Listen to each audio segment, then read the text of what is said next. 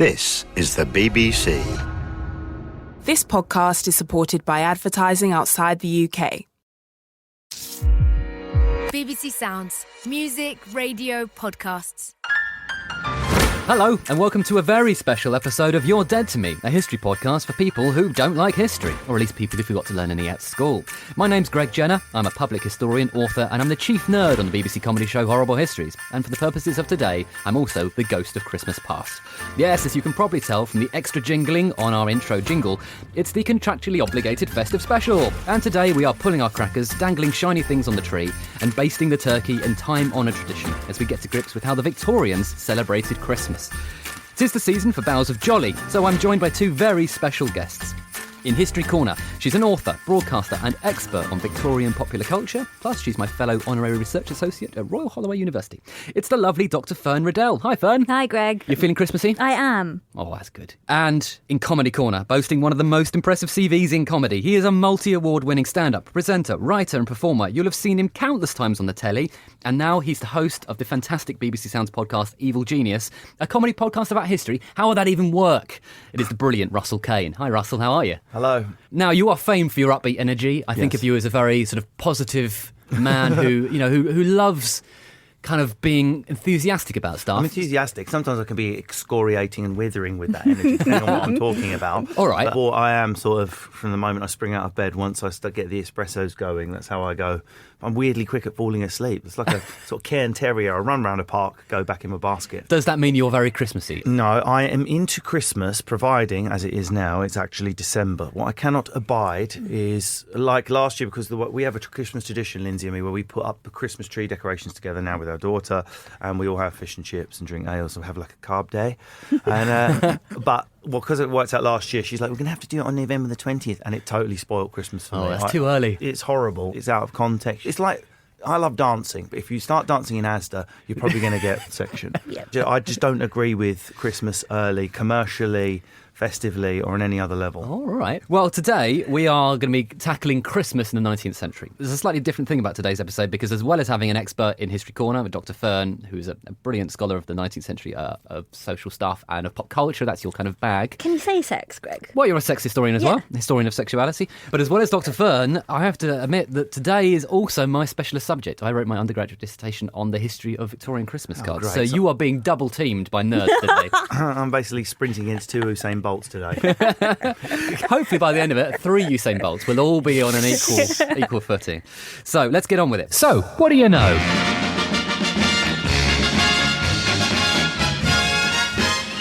Well, you start the show as ever with the So What Do You Know, where I summarise all the things I think people at home might know about the subject. And, well, let's start with the obvious. In 2018, Dan Stevens, the nice chap from Downton Abbey, played Charles Dickens in a movie called The Man Who Invented Christmas. And if you haven't read Dickens' classic novella, A Christmas Carol, then you've probably seen the Muppets version, which is a freaking masterpiece, and seriously, it's the greatest role Michael Caine has ever done, no argument I am right. So, you're probably thinking Charles Dickens is Mr. Christmas. It all started with him, and maybe you've been told that Victorian Christmas was uncorrupted by modern commercialism. It was the good old days of festive cheer and family values before we got obsessed with manipulative schmaltz and John Lewis adverts about cute kids. But is this true? Were the Victorians as pure as their reputation? Was Dickens the primary Yuletide architect? Have we commercialised it? Or actually, was it all about money anyway? Let's find out. Dr Fern, let's have an argument. Where do you stand on Dickens as the man who invented Christmas? Is it legit or a load of old baubles? Well, I would say in many ways it is legitimate. Well, it is, because we have this moment where you have Dickens and The Christmas Carol in 1843. You have this incredible new style of Christmas as mass commercialisation. And I think that we see that growing throughout the Victorian period. And now it's something we really hold on to. You know, Christmas for a lot of people is Dickensian. It's snow, it's mulled wine, it's oranges, it's Tiny Tim, it's everything.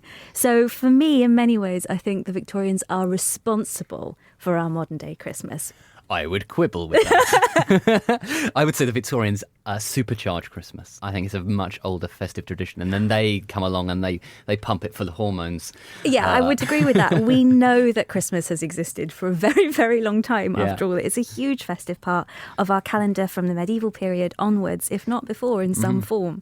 You're right in that idea that it's something that gets supercharged by the Victorians, very much so. All right. Let's talk Christmas trees. Russell, Yes. what's the Christmas tree looking like in your house? We talking massive Norwegian fir, fake tree? Well, I'm from Essex, have a guess.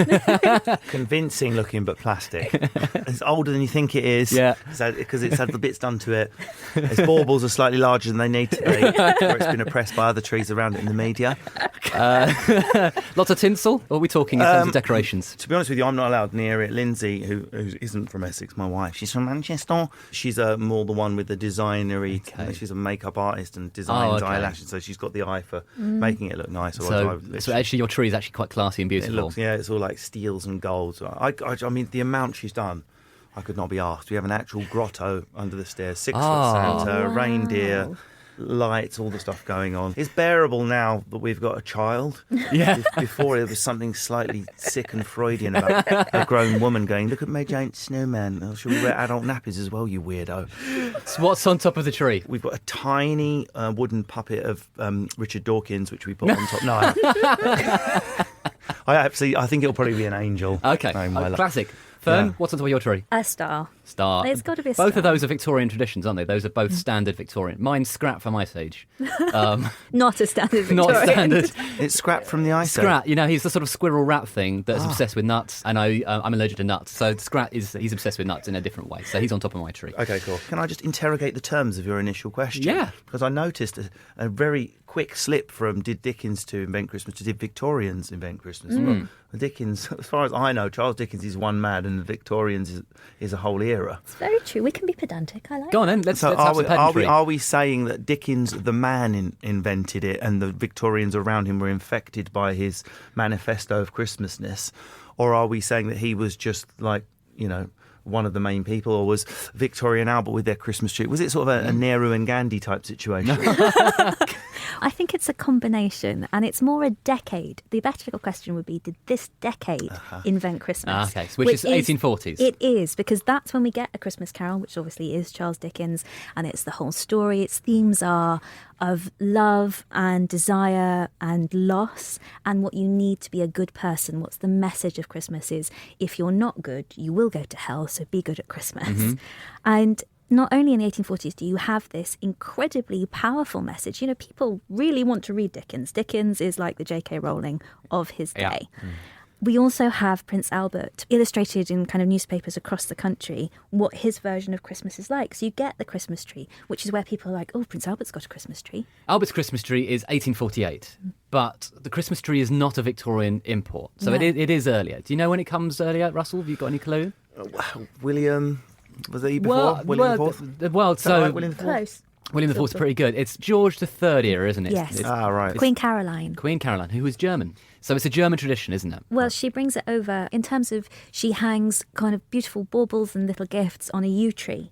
And this makes the English aristocracy, and then this is a great idea. Literally the worst tree you Yeah, could pick. we Yew tree's sort of fallen out of favour recently, hasn't Well, it? yeah, Operation Yew Tree has somewhat ruined the Christmas magic. Talk about PR disaster. The yew tree will live on forever, Caroline. I can't see anything that will spoil it. It's a very strong tradition in Germany, going back to probably the time of Martin Luther. It's a Well, it Protestant is thing. this idea, actually, there's a war about Christmas trees between the Catholics and the Protestants, and people like to Is there say... anything they won't argue about? The war on like- Christmas. yeah, but they do A giant like to condom over the Protestant tree. It's not fair. But they like to say that it is that there was this rumour that Martin Luther did it. Yeah. And the Protestants were the first to invent Christmas trees.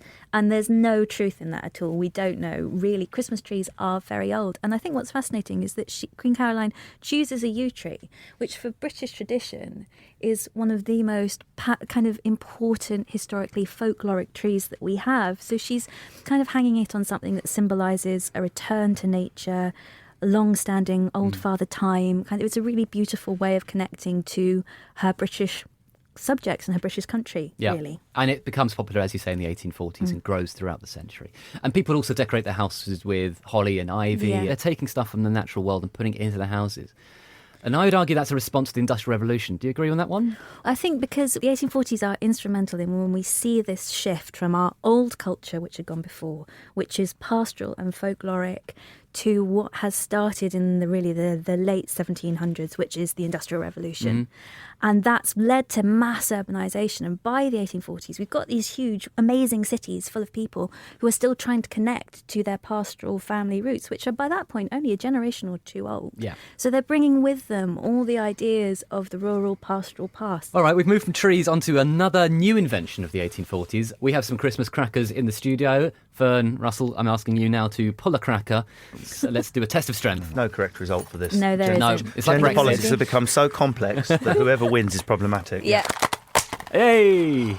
Oh, this is perfect. I've got a bottle opener in the first one. Oh, hello. And a mirror, a little mirror. Oh, that one was meant for me, clearly. There's the hat and the joke in there. Yeah, come on, Russell, let's have a comedy performance, please. What do you get if you cross a Prince with a Pizza Express? No, I'm joking.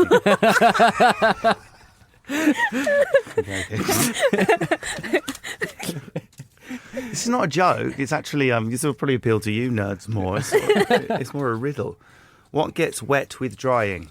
Oh, I don't know. A towel. Ah. I wouldn't call that a joke. No. It's more sort of a riddler. I've got a joke for you. Is it a joke or is it another teaser? Well, I think you're going to have to be the judge of that. Why is it easy to weigh a fish? Because of scales? Oh, Greg, because it's got its own scale. Okay, sorry. I killed the joke. I sat on the punchline. So I'm going to tell you the classic story of how Christmas crackers were invented, and then I think Fern is probably going to tell me I'm wrong. So here's the famous story, Russell. In 1841, there's a man called Tom Smith. He's a confectioner. He makes sweets. And he sees that the French wrap sweets in little paper, little bonbons. And he's trying to think of a way of marketing it, and it takes him ages. It takes years and years and years. And finally, the story goes, he sees a log on his fireplace crackle. And he goes, oh, brilliant, I'll put a little bit of saltpetre in there. And when you pull the cracker, it will make a bang noise. Russell, what do you think he called his crackers? What year is this? Sort of late 1840s. It would have been distasteful to call it a Peterloo. It's just, I was trying to think of puns on saltpetre, but that's still quite in living memory at that point. Explosives Josephs. That's nice. That I mean, is good. that's in the right ballpark. Yeah. He went with bangs of expectation. That's not bad. No. Yeah. Oh, was Great Expectations already out? Was it a pun on literary popular? It probably would have done, but later on, yes. I mean, it sounds like a Dickensian porn film, Bangs of Expectation. It's like if you went on Pornhub, there'd be a sort of, a Charles Please, Dickens character. May I have some more? You're damn right you may have some more. So that's the classic story. Dickens. It's spelled different. The porn star was spelled different. Oh, no. My name's Charles Dickens. Oh, no. You started it. You would have been very happy with that, I Charles. didn't think of the would have porn done connection, that. Greg. Don't he you? would Greg have- started the porn stuff, didn't you? That is the classic story that Tom Smith invented Please it. tell me it's true. Fern, you're now going to come in with your facts and ruin it. Well, it's not that it's not true. It's like all Victorians like to invent a story, a mythology for themselves. We've got Queen Victoria, we've got everything. And the cracker story is no different. So Tom Smith is a real person. He was a confectioner, but he did not invent the cracker, and he did not invent it by hearing a log crackle in the fire. Bah. It was actually his brother, who's H.J. Smith, who worked in the music halls.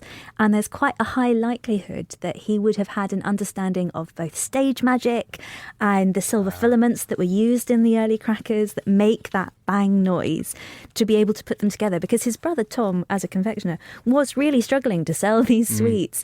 And so to come up with something that was new and really exciting and could be based at Christmas was what H.J. Smith really did. And we don't know his story because no one's recorded it, because the family themselves were so good at creating this brand, because of course the Victorians commercialised Christmas. Yeah. That's what they did in every aspect of it. But by the 1870s, there are hats inside them, there are jokes Yeah. inside them. So the cracker that we think of is being used, people are enjoying it.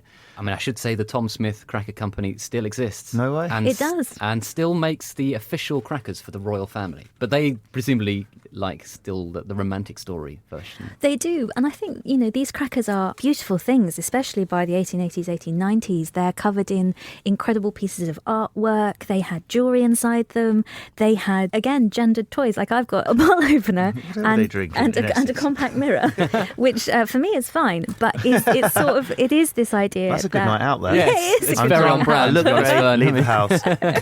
The advertisements that Tom Smith Company put out, I really love, because they're like, these beautiful crackers, painted of people who are important, and also are for adult parties and children's parties. You're like, what sort of adult parties? We're back to the porn film again, aren't we? Yeah. But it really is. And the Tom Smiths, they really do go for it, and they become the most popular brand of the Victorian period. That'd be the best two uncles to have. What do your two uncles do? One runs a sweet shop, one runs a magic shop. Everyone's my friend from day one. Exactly. Amazing. Well, going from crackers, you get fun little trinkets in there. They feel a bit like gifts. So let's talk Christmas gifts, because actually the Victorian Christmas, we see a huge surge in the way in which toys are marketed to kids. This is a moment in history where suddenly there is a marketplace for kids as a new audience. It is, but throughout the Victorian period, we see this kind of almost a fetishization of childhood, which is children should be kept as pure and innocent, and they're not tiny adults, which is often what they have been seen as in the past. This marketing of Christmas presents is something that goes for everyone, whatever family you are in.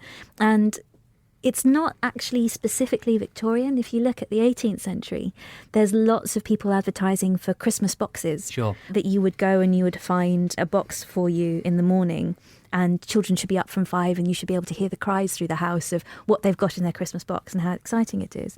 But in the 19th century, this targeting toys, because we've got industrialization, because we've got huge factories now that can make loads of toys, rocking horses, nutcrackers, anything you like, mass-produced. Suddenly more children can have an exciting Christmas than really could have had before, because before that it would have been very specialised and very much based on how much money you had, whether or not you got a gift at Christmas. And the toys are put in stockings? Well, they're put in stockings, they're left under trees, they're by the fireplace, and what's in them is always something that you should get excited by. So it could be a skipping rope for girls, toy soldiers for boys. And one of the things I really love is that, especially in the early 19th century, for young boys, you would leave some beer. Legends. How young are we talking, young boys? Really young. There is an idea, drinking beer or drinking porter was like drinking water. Yeah. Russell, what did you get for Christmas as a kid? Or we did get beer. That carried on in my house. When I was 7, Dad went, "This is a Stella." We were big on Christmas. So did you do the stocking My dad was thing? not the most generous man. He's quite a tightwad, really. It was literally like 3 full bin bags of just... I could never sleep on the 24th either. It's the insomnia children get. Can you remember the feeling of it? It was like a physical pain of wanting it to be the morning. It was so amazing. It is terribly commercialised, but I do love giving the gifts. The older I get, the more of a buzz I get out of being the one that gives the gift. So I'd have made an awful Scrooge. Do you want to guess what the most common gifts were between adults? Don't go dirty. This one's a bit more clean. I haven't initially gone dirty at any point. I think if anything's been established today, it's that Greg has got dirty thoughts on his mind. Fruit or... Yeah. Fruit. Yeah. Fruit would be number one. And no way, what a guess. Yeah, I nailed it. And the second one would be books. Christmas books. Books, of course. It's a huge marketplace. Fern? Well, books are a massive marketplace. I would have thought literacy was... Is literacy quite high at this point? Yeah, huge, especially from the 1870s onwards. But it's also the authors themselves realise that at Christmas they're going to get a lot of people buying their books. So it's the birth of the Christmas special. It is the birth of the Christmas special. Sherlock Holmes is introduced to us as a Christmas character. That's published at Christmas time. Obviously, Christmas Carol with Dickens. And one author who is absolutely desperate to make sure his books gets published at Christmas is nicknamed by his publisher A Christmas Carol. Because Lewis Carroll is desperate for everyone to make sure that they are reading his books at Christmas. And he writes to his publisher sort of saying that, come on, the children are going to be asleep and they're going to be full of plum pudding. They should be lying in bed reading my books. And no one will will listen to him. I think of them as summer. When I think close minds, think of Lewis Carroll's work, you see sunshine and fields and you think of it like a lazy summer read. Don't get me wrong, I read Christmas Carol every Christmas. That book is a success and I love Great Expectations and Hard Times. Other than that, Dickens doesn't speak to me. That's interesting. I'm a big fan. Massive Trollope fan. I've read all Barchester. I've read all the Palaces. I love the Warden. I just find the characters more believable in Trollope. Dickens was a huge Christmas. Not just Christmas Carol. He used to do lots of short stories as well. So he was a really important writer and journalist when it comes to Christmas. One of the things he also does is he publishes All the Year Round, which is his magazine. And in that, he always gets other authors to give Christmas stories. And normally they're ghost stories. One of the great things is we find a lot of female authors there. The problem is Dickens often takes the names off. So we only know that they're female authors when you go back and you read them. He had a slight issue with ladies as well, didn't he? Does, yeah. Slight issue. He left his wife for a 17-year-old girl. Yeah. Yes, the word for a ghost story, incidentally, is a hierophant. But they are a huge part of the Christmas tradition as well. And a lot of female authors, like Amelia Edwards, who was a travel explorer, she was writing ghost stories for Dickens to be published at Christmas. But if you want someone to read who is a Victorian author that you should be reading instead of Dickens, you should try Mary Elizabeth Braddon, because Braddon writes the best Victorian stories. And she got a good Crimbo one. She's got a lot of revenge tales. Lovely. I would say. Very Tarantino. Yeah, a lot of... Yeah, she is. No, she is. She is. Her first novel was called Kill William, wasn't it? We need to move on to Father Christmas, or is it Santa Claus, or is it St Nicholas of Myra, or Kris Kringle? Russell, what do you say in your house? Do you go Father Christmas? Do you say Santa? Who's coming down the chimney? We say Santa, but we use both. We're bilingual. Yeah. So you have to be, well, Father Christmas not coming. Oh, there goes Santa now. Yeah, we say both. Yeah, We're which Santa I think Claus. is very common across the country, probably. Yeah. Fern, where does Father Christmas come from compared to St Nicholas? And let's focus on more recent history. Let's not do medieval stuff. Well, let's go backwards, actually, because to say Santa Claus and Father Christmas, we might think is a really modern thing. But the Victorians were doing it from the middle of the 19th century onwards because of the American papers. The idea of Santa Claus obviously comes, we think, from 'Twas the Night Before Christmas, which is a poem that's written in the US. Yep. And that... By Clement Moore. Well, we don't know if Exactly. it's him. He might have stolen it. But that's in the kind of the 1820s, 1830s, around that point that this comes out and it gets published. So the idea of Santa Claus comes over from the US media into ours. So you see it, you see both. But Father Christmas is a really British tradition. And there's, that's a beautiful image of him there in the red, beautiful kind of red cape and a big white beard, which is a very Victorian kind of idea of him. But he's been part of our culture for centuries. He used to be dressed in purple and gold. And there's a wonderful article in the Newcastle Current in 1742 that says he is as fat as Punch and as merry as Falstaff. He was a delight to the rich and a comfort to the poor.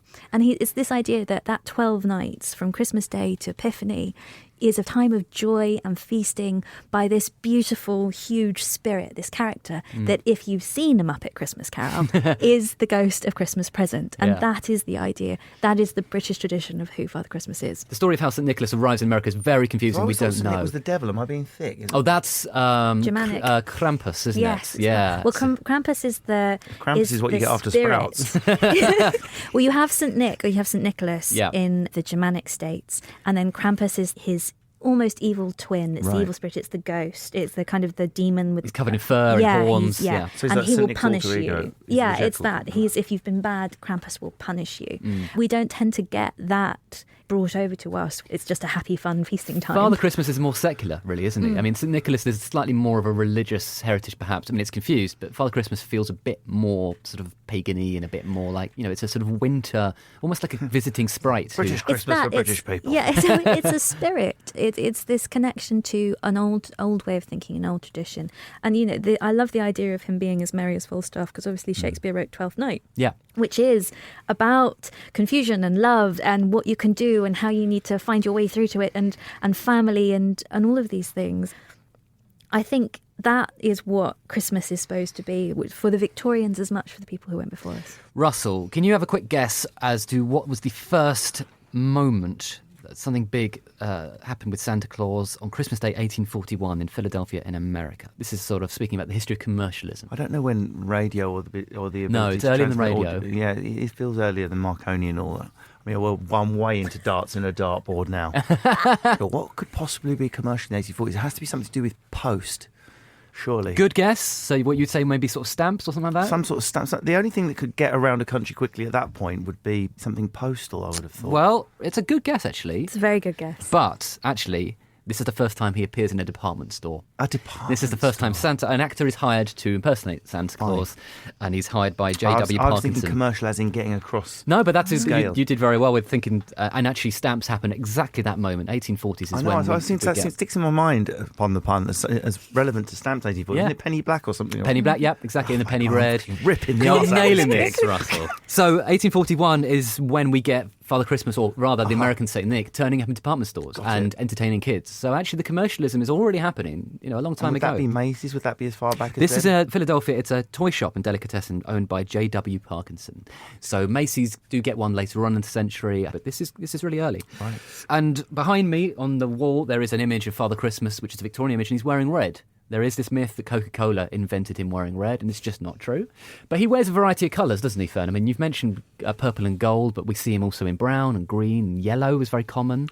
Well, again, these are rural, pastoral, vegetation, outside, where you can see these sort of colours. It's linking him to a pureness of spirit. He'd pass the BBC impartiality test during an election debate with the way you just described him, as long as he's wearing all the colours at once. Not Brexit. He's not. Father Christmas is very much not Brexit. I think. No, he needs open borders or he's in trouble. Exactly. How would he get around? He'd be stuck in the Irish border. I'm sorry, children, I was stuck at Dover due to the backstop being stretched out all the way from the Irish Sea across the country into the Channel. Well, of course, I mean, how does he get around? He has, of course, flying reindeer, which is, again, from Clement Moore. Rudolph is a 1940s and 50s invention, so Rudolph comes later, I'm afraid, out of our period. So this Clement Moore sounds like a bit of potential fraudster then. Yeah. I mean, you dangled that tantalisingly early on and moved on. Who is Clement Moore? I've never heard of him. He was an American scholar. He was a very sort of brainy professor, and the poem is accredited to him, but it's not really in his style, and several scholars think that he nicked it from someone else. So it appears anonymously in the 1823. 23, I think, yeah. And then he supposedly claims credit for it in 1837. Yeah, it's a little bit later on. It's quite a lot later. It's about 15 years later, and he's like, oh, yes, I wrote that. That was me, yeah, 15 years ago, yeah. Christmas legend that I am. See if you can guess who turns up to join Santa in 1849 in a short story by James Rees. Well, he doesn't have any sidekicks. Well, it can either be Mrs. Santa. Hey, nailed it. Is it? Yeah. Mrs. Claus. 1849 is the first that mention. far back? Yeah, it's the first time that he gets feels married. like Jermaine Greer invented in 1973 or something. We need a female Santa to stop the hegemony. Let's talk Christmas dinner. What do people eat, Fern? Is it turkey? Is it duck? What's on the menu? I'm assuming it's all the standard stuff, but is there anything that might surprise us? Would you like to know what the Queen was eating Oh, yeah. in 1897? Yes, please. In 1897, the Norwood News delivered this incredible list of what the Queen was having, all served on gold plates, of course. Nice. She had woodcock pie, a baron of beef, boar's head, and turkey, goose, plum pudding, mince pies, everything.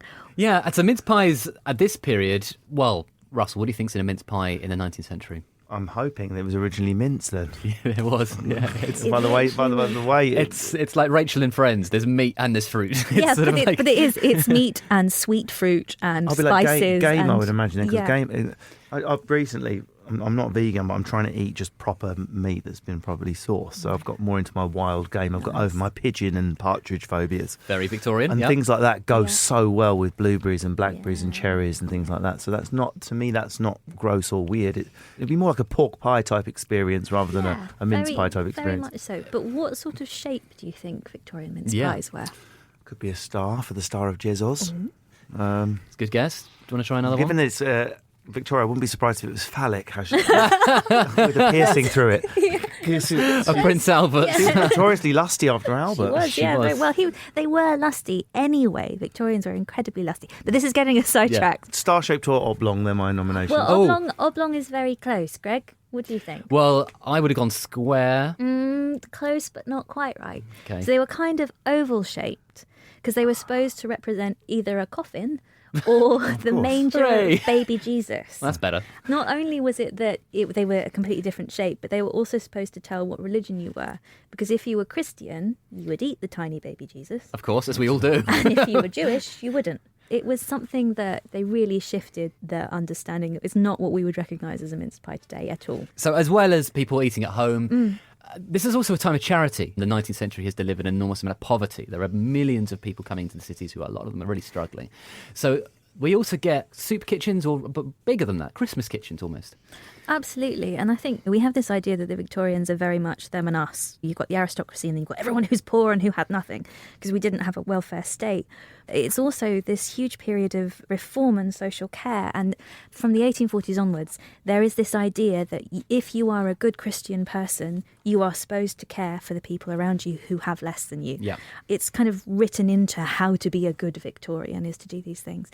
And in 1851, the Leicester Square Soup Kitchen, it feeds on Christmas Day 22,000 people bloody who hell. are either homeless or families who are really struggling. Yeah. It's this incredible kind of, they take over Leicester Square and they put in this marquee with festive illuminated lights from Soho and beautiful flags and oranges and flowers, and they feed everyone on roast beef, pies, potatoes, bread, lots of plum pudding, jugs of porter, tea, coffee, biscuits, rabbit pies, goose, chestnut. I could go on and on. They have 50 cakes. They go through 5,000 pounds of plum pudding on this one day. And it's really this idea that you do care for the people around you and that at Christmas, everyone has a right to something, to be able to celebrate in some way. And we see these across the country in any of the kind of big towns, Manchester, Newcastle, anywhere. On Christmas Day, there is always an attempt by the Guildhall or anyone else to host a dinner for those who are homeless and to give them the spirit of Christmas. We can sort of look at that and go, oh, how lovely. But it doesn't take away the poverty that people were then in for the other, for the rest of the year. And that's the argument about if you read A Christmas Carol as a cynic, you can see that this is a man changed at the end and he's had a profound revelatory experience. But if you read it quite cynically, you can say that here's a man who's like, oh, I'll be nice for a week. And might even slip back into his old ways. But it's an interesting thing. I mean, also in prisons, for example, the guards would serve meals to the inmates who normally they'd be brutalising them. For one day a year, everyone was sort of nice to the poor. And that's an ancient tradition, the idea of patriarchal society where you're meant to sort of be nice to those without power. And we sort of see that all the way parents would be given presents to children. It's a way of transfer of, stuff from those with things to those who don't have. But there is also, by the mid-century, more about giving between equals as well, isn't there? Very much so. As we get a large middle class and we get a working class that is becoming aspirational, you start to see people sort of going, well, in my newspapers, I've got all these incredible illustrations of Prince Albert with his Christmas tree. Where's my Christmas tree? And we don't know quite why Boxing Day is called Boxing Day, but the leading theatre... No, it's weird. It's one of these things you're like, surely we can identify that. But you're like, Boxing Day, and I have no idea. No, we don't know. And there's nothing on the internet anywhere. Well, there's plenty on the internet, but the most... Boxing things up, surely. Yeah, the rather most than interesting... beating each other up. Yes, it's not Violence Day. It's not Punching Day. I always thought it was to do with the boxing. Punching Day is Christmas Day where I grew up because everyone drinks too much. We think it's probably that people would maybe them. collect things door to door with boxes. They might go around. It might be a collection for the sailors or oh the my local... God, the Christmas boxes. So the Christmas boxes is a 19th century and 18th century tradition, isn't it? 18th century tradition. Yeah. You'd have the Christmas boxes. Maybe it's just when everyone went round, the Christmas boxes were empty and they gave your Christmas box back. Possibly, but we think it must be collections, again, for the poor or the needy. We're not quite sure. But what's interesting about Boxing Day is that it's made an official bank holiday in 1871 in England and Wales, but not in Scotland. In Scotland, they get their own local laws. They get to decide more locally, more regionally. So in England and Wales, it's an official bank holiday, has been since then, but in Scotland, different. So yeah, Boxing Day, we're not quite sure it's called that, but it's a big deal here in Britain. But I'm half French, and in France, Boxing Day is like... Boff. What is Boxing Day? We have no idea. Because they do Christmas on the 20th. des pigelism. Yes, everyone comes and they punch the children in the face, as is tradition. Holy roast beef. But in France, they do Christmas on the 24th, and Christmas Day is a sort of really boring day of just sitting around feeling a bit like full. So So wait, hold on a second. You drop things in that blow people's mind and think you can get away with it. You just put the window through of Harrods and then run off.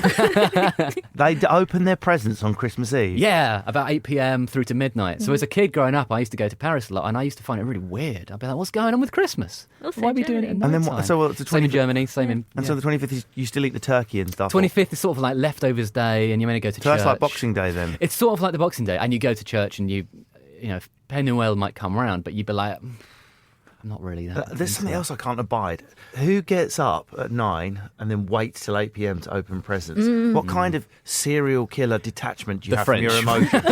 No, I mean, seriously, it should only be Ted Bundy that could stare at gifts and go, I have no urge to open them. Yeah. Like, if you've got any sort of emotions, you'd be like, give me the gifts now, tear them open. Well, the at like other thing there 9:01. is the Victorians started wrapping gifts in about the 1870s and 80s. That's when we start to see the... Oh, so they were naked before. They were naked before. So when we look You at knew what you were getting. You knew what you were getting, yeah. So under the tree, they'd just be there. So you had to stare at a toy soldier and not play with it? Yeah. Oh, that is very Victorian, though, isn't it? Look at your toy, but don't touch it. Let's move on to my favourite thing about the history of Christmas, which is how geniusly bonkers Victorian Christmas cards were. This is what I wrote my undergraduate dissertation on. This is my favourite thing.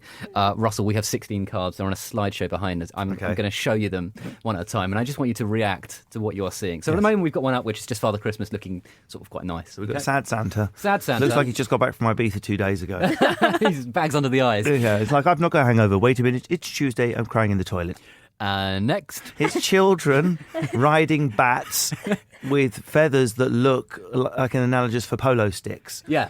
So it's polo bat. It's basically baby jockeys on bats. Right, yeah, it's baby jockeys on bats, yeah. Very Christmassy. Indeed. Next I mean, one. it's sort of a mescaline Christmas card, that one. This is an owl riding... Is that a penny farthing? Yep. That's an owl riding a penny farthing. Delivering a message. Delivering a message. Yep. Next one. Wouldn't need a rear view mirror if they're an owl, of course, because they can just look straight behind. Russell, say what you see. There's some people playing music under a window, and then a man's emptying his chamber pot onto the drummer's face. That's literally And it. it's like, play drum outside my window, I will empty my piss into your face. That's the moral of that story. Next up. This is a pair of cocks. It's, Do you want to just nuance that? Because I believe, looking by the wattle, and it could be a cock and a chicken. Yes, cock and a hen, rather. And they're on sleds. So it's a man and a woman's body with a cock and chicken head riding a sled. I mean, it's what you would draw at 6 a.m. if you just mixed acid with MDMA. let's see this. I mean, this is getting really weird now. What is a plum pudding? I mean, I've let you get away with that over and over again. I never had plum pudding, so that could be a plum pudding with two things stuck in its face, like a carving knife and a carving fork. And instead of legs, it's got 2 pork bottles, and on its head, a dish with a glass. And it's grinning. It's grinning. Is it a plum pudding? It's sort of, it's a Christmas What pudding. is a plum pudding? It's basically just... It's Christmas pudding? Yeah, really heavy, dense, thick. And the next one. Okay, well, this is the card everyone wants to receive. It's a dead robin with its withering feet up in the air. It's like the most heartbreaking card. And with the caption, "May yours be a joyful Christmas." The implication being that this robin, sodding well, didn't have a joyful Christmas as he's dead. This is as bad as it gets. Next up. What do you see here, Russell? It looks like it could be a mangled wurzel or a turnip or a parsnip walking along. Yep. And on the top of it is Jacob Rees-Mogg with a monocle and a top hat, and he's holding a strawberry heart wheat thing that says "Merry Christmas to you," Yeah, it's literally the body of a parsnip and the face of Jacob Rees-Mogg. which is Jacob Rees-Mogg's body, actually. I heard he's made of parsnip. This one. I mean, this is a beautiful card. It says "Happy Christmas," a hearty welcome, and the image is snow, it's chilly, and it's a man being ripped apart by a bear. It's just the part of Christmas everyone misses. A giant polar bear just The eviscerating a man. I often like to just watch Leonardo DiCaprio in the Reverence on Sunday art. Very, very Christmas film, that. Oh, yeah. Leonardo DiCaprio recovering from bear claws in the woods. Yep.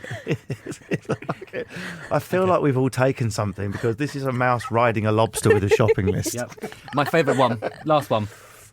Well, this is it says, let's read the caption. It says, "Glad Christmas," what did that bade me? Yeah. Glad Christmas bade me happy make your new year, and so I thought I'd give you something fun. Which is beautiful, and it's a Christmas scene. 2 Victorian bobbies on the beat, except one of them is about to be stabbed with a red hot rod by a clown that's literally scarier than it. Yes.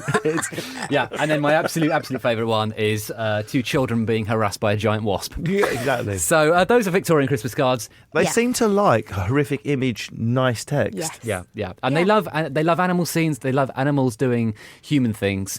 They really love natural things, because Christmas cards originated actually as Valentine's cards. So they're often very romantic and spring imagery. But the really important thing about Christmas cards is that they massively blossomed in the 19th century because of the invention of the stamp, as you've mentioned, the postal system, the railway system, and it brings people together who are separated by the empire and by distance and so on. So the Christmas card starts off a very small thing. It's invented in 1843 by Henry Cole. 1840s again. 1840s again. Yes. And then by the end of the century, there are millions and millions and millions of them. And they are beautiful aesthetic objects. They Some get of them reviewed. are very surreal. Yeah, they're some of the finest artists in the land are making them, and they get reviewed critically. People go to exhibitions of them, but you keep them and you store them. I just want to quickly say the two weirdest things that I've seen in a Victorian Christmas card. One was a slice of bacon. The other in the card? In the card, and the other What was do you mean, a real bit of bacon? real bit of bacon stapled in, and the other was a dead mouse. Who puts a dead mouse in a card? Exactly. Is it from one cat? The cat Psychopaths. From the dog to the cat, America. Now, so we have a debate in our house. Now, I'm not taking away from this period in history where obviously sending a card was one of the only communications, but it's not anymore. Its relevance is dead. Now, I am by no means have conducted a sociological or demographic study that could be underwritten by an academic. However, I have played to over 110,000 people already on this tour. So that's a sizable slice of Britain. The number of men who like sending or receiving cards compared to the number of women, I'm going to say about 2%. Interestingly, my gay friends say that they do men send cards to each other. We're talking about straight men hate cards. They don't just not send them, they detest them. Cards have become gendered, the idea of giving and receiving and writing in it, because it's the most important bit and shows the thought and all that. I hate. What is it about cards that are so repulsive and annoying to almost all men? And we got one of the biggest arguments me and Lindsay had was I didn't get a Mother's Day card from the baby to her on the first Mother's Day because no one sat me down and told me I was going to have a weird, messed up Freudian day where I'm going to have to pretend my wife is my mum and do fake crayons for the day, which I think is sick and weird. So if the Victorians started that, they're responsible for so many arguments. Yeah, and it's a man who invents it. So Henry Cole invents it because he's got so many friends and he's tired of writing letters. But they had a purpose then. Yeah, they now we did. have email and loads of other things. It's not 1840 anymore. Merry Christmas 281. The Nuance Window! So we need to move on. We've reached a part of the show that's my favourite part. This is where Russell and I allow Fern to talk uninterrupted for 2 minutes. It's called the Nuance Window, and this is where our expert gets to talk about her specialist area. Fern is a historian of pop culture, and specifically, as well as the history of sexuality, music hall is her real thing. So, Fern, you get 2 minutes. I'm going to get my stopwatch up. Without much further ado, the Nuance Window. Off you go. So I'm going to take you back from our history of crackers with H.J. Smith and the London Pavilion to the music halls. Now, the music halls are, again, a Victorian invention.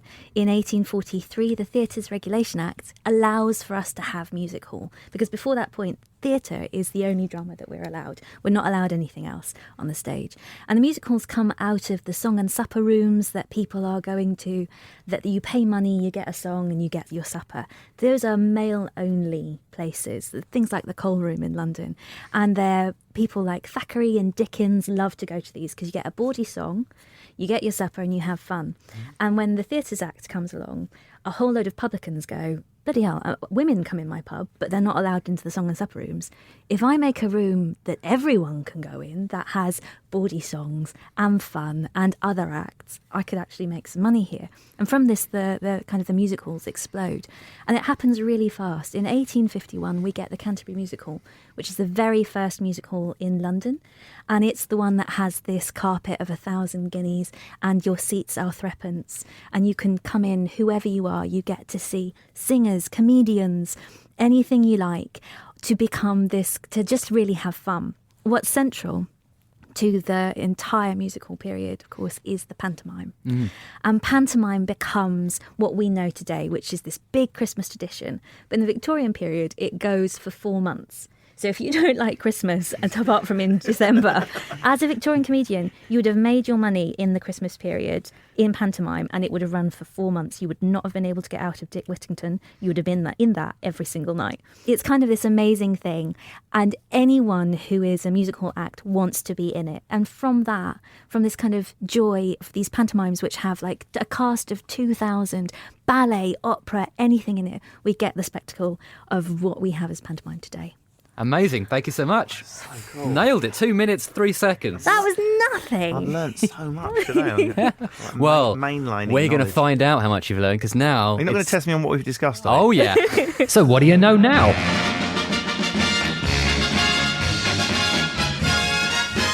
This is the quiz. We've got a quick fire. It's 10 questions. Everything you're going to ask me we've already discussed? Basically everything that we've mentioned in the show. We're now going to see if you were listening or not. And you're a clever, intelligent man, but you've had several coffees, so... I have natural brightness, but my memory... Let's just say I've been to Ibiza 18 times. And the short term isn't what it was. No worries at all. Don't worry, I'm a very generous marker. My knowledge of techno, amazing. All right. Okay, you ready? Okay, we've got a minute on the clock. 10 questions. So, here we go. First question. So, Henry Cole invented what in 1843 to contact his friends at Christmas? Christmas cards. Yes. Boxing Day was made a bank holiday in 1871, apart from in which Scotland. British country? Yes, Scotland, absolutely. Why did Lewis Carroll acquire the nickname The Christmas Carol? Because he so desperately wanted his books to be Christmassy. Absolutely. Which German royal first introduced Christmas trees into Caroline. Britain? Yes. In 1847, Tom Smith allegedly invented the modern cracker. What did he call it? He called it... the porn film. Something Expectations. Yep. Exploding Expectations. Bangs of Expectation. Bangs of Expectation with his brother HJ. Very well remembered. Correct. What was different about Victorian mince pies to ours? They contained meat. Absolutely, various And it was meats. they were oval as well. In the 1820s, the American scholar Clement Moore allegedly wrote the famous poem featuring reindeer, which was called... It was the night before Christmas. It absolutely was, although it's sometimes called A Visit from St. Nicholas. Christmas cards started out as part of which other earlier festival in February? Oh, A romance festival. I missed that one. Valentine's, Valentine's it is, yep. In 1841 in Philadelphia, Santa Claus appeared in which place for the first time? Parkinson's store in Philadelphia. Department store, absolutely right, and well remembered on the name. And in 1849, which character joined Father Christmas, or rather St. Nicholas, Santa Claus, by his side? He married her in a civil partnership. Mrs. Claus. I'm giving you 10 out of 10 there, because you delivered Extra some facts. quality extra facts there. I think you absolutely aced it. Well done, Russell. Oh my That's God. brilliant. I would have listened so much harder if I'd have remembered this happened at the end of this podcast, so I genuinely wasn't concentrating fully. I'm not feeling like a Grinch. I'm feeling like a nice Christmassy guy. I think you did really well. Thank you. Amazing. Well, we've pretty much run out of time there. So if you've enjoyed hearing us basically build a snowman and then punch it in the face with facts, then make sure to share this podcast with your friends, leave a review, like and subscribe. The show is called You're Dead to Me. A huge thank you again to our marvellous guests. In History Corner, Dr Fern Riddell, and in Comedy Corner, the amazing Russell Candy Kane. Did you enjoy it, Russell? Have you learned some stuff? I loved it. I'm fascinated by the Victorians and the conflicted things we have about them, their prudery mixed with their liberality. It's also... Well, you need to talk to Fern because this is her area of expertise. The reputation of prudery Thank you mixed very with the reality. It fascinates me. They're like the pupil, I'm spelling it with an A, the pupil stage of us, from the larvae of the Middle Ages to us as modern butterflies. That's a nice analogy. Very good analogy. Love it. Well, we're off to yank our bangs of expectation in the hope of cracking one off. Honestly, those Victorians were filthy. Someone milk Greg, for Christ's sake. Merry Christmas and farewell. You're Dead to Me was a Muddy Knees media production for BBC Sounds. The script was written and researched by myself, and the producer was Cornelius Mendez.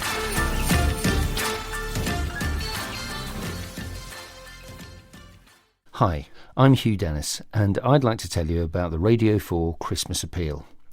Over its long history, listeners have supported St Martin in the Fields and helped thousands of people away from homelessness and into a safe and secure place to live. How?